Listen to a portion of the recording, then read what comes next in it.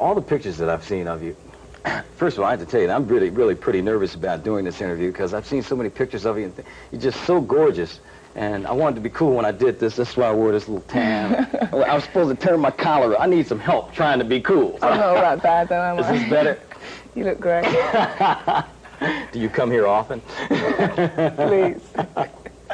All the pictures that we've seen of you and the way that you're presented, your image is just such a sultry one, kind of a sex symbol, if you will. Is that Sade? Sade just likes simple clothes, really. I don't like... In fact, I think if you're a sex symbol, you have to like glittery gowns and sequins, and I don't like that. So, in a way, I'm a bit of a misfit, I suppose. I couldn't possibly be a sex symbol if I didn't like sequins and stuff, I guess. So. But sometimes the public can give you that image, and it may not be one that you necessarily want. Is it? Yeah. Do you mind? I mean. No, I think people always take you as they see you, not necessarily as you are. I mean, in every situation, you know, whether you're a singer or you know you're working in a shop and you're meeting people, they take you for what they think you are. So that's inevitable. You have a very interesting background. You were Nigerian born. Your father is Nigerian and your mother is English. When did you move from Nigeria? Went to England when I was 4 with my brother and my mother, and I've stayed there ever since.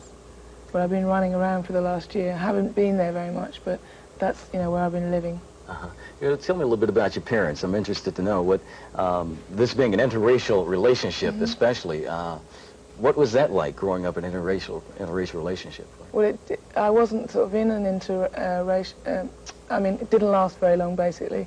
And I don't know if it's true about mixed marriages. I'm sure it isn't in every case, but basically my mother and father didn't get on very well, so it was they were only actually together for 4 years, my first 4 years anyway.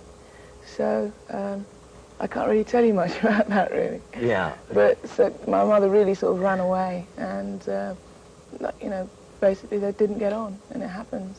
So what did that make childhood like for you? Was that something that bothered you when you were young? Or?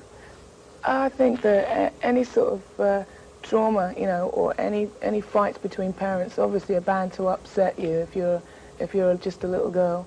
But I think that my mother loved my brother and I very much and did everything that she could for us. So I think you don't necessarily need the love of two people as long as there's somebody there to look after you and care for you. So I don't think it affected me too badly, you know. You, as we mentioned, that all of this has happened for you, all this success has happened for you in the last year. You guys just formed the band a year ago, is that right? How in the world can... Oh, no, so we signed a year ago to a record label. We've been together for 3 years now. Oh, I see. Yeah. But this is your first album, and already you're a major success in Europe, and things are starting to really happen for you here in America. Are you surprised by how fast things are happening for you? Yeah, I'm surprised that it happened quickly. I'm not surprised that, I mean, we all want the success from the album. We all dreamed of that, and that's what made us get out of bed in the morning very early when we've been to bed very late, maybe the night before, and travelling up and down the country in a beaten up old van in the middle of winter. How do you handle it? Well, I mean, we don't do that now, but I mean, that's basically what pushed us along, you know, just the hope that we would get success. But I mean, no, I mean, it surprised everybody, the speed at which it's happened. Is it difficult to handle? I'm coping all right.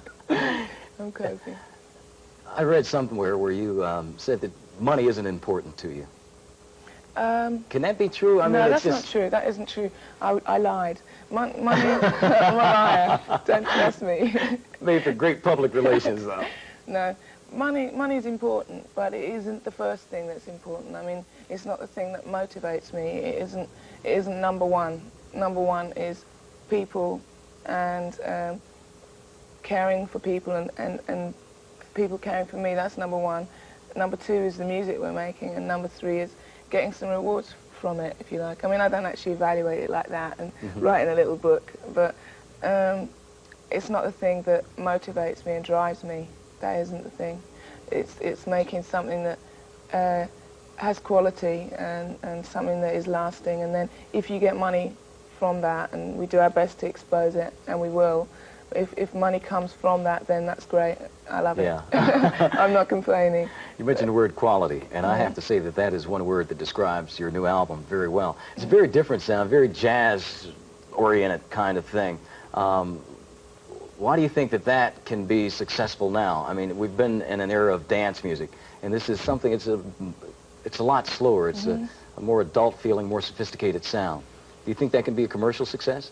Yeah, I mean, I personally, I listen to a lot of improvised jazz, and so does Stuart, Mattyman, who I co-write the songs with. But that probably colours it and influences it slightly, like, you know, the way both of us phrase, like when I play and when he sings, and the way we arrange the songs. But I wouldn't say it was jazz. I would say, first of all, what we're doing was soul, really, because they're songs about people, and they're just songs that maybe in the old-fashioned sense, because they've got a story to them and a beginning and an end, and not really too many gimmicks. So I think that anything like that gives a chance for people to hear it, they can, you know, people make their own minds up.